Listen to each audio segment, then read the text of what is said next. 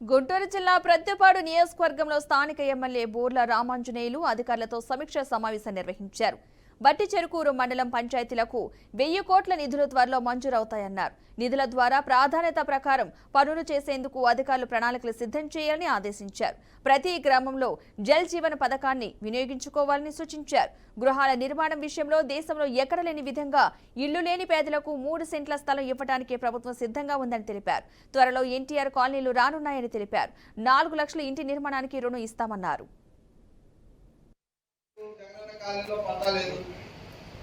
మా సొంత స్థలం ఉంది.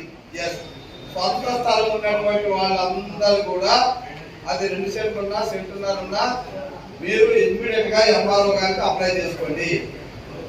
ఆయన పొజిషన్ సర్టిఫికేట్ ఇస్తాడు.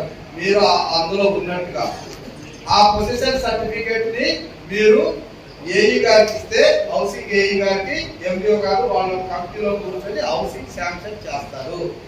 మీ ఓవర్ స్థలంలోనే మీ ఇంటి పక్కనే మీకు 4 లక్షలతో ఇల్లు మంజూరు చేస్తాము.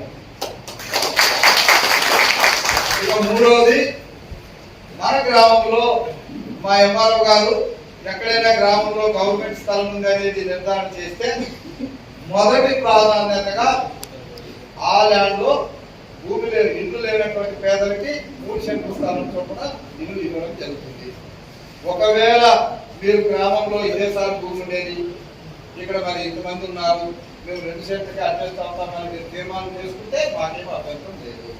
బట్ మా విధానం మాత్రం 3 సెంట్లు. ఇకపోతే లాస్ట్ ఆప్షన్ ఏంటంటే ఇక ఖచ్చితంగా ఆ ఊళ్ళో మనం ఇంటి స్థలాలు ఇవ్వాలి. పెళ్లిళ్ళు అయిపోయినాయి, 2 అయినారు, 3 అయినారు, వాళ్ళకి ఒకే ఇంట్లో ఉంటున్నారు, ఇబ్బంది పడుతున్నారు అనుకుంటే ఎవరైనా రైతులు ముందుకొచ్చి భూమి ఇస్తామని చెప్పండి, రీజనబుల్ గా డబ్బులు ఇచ్చి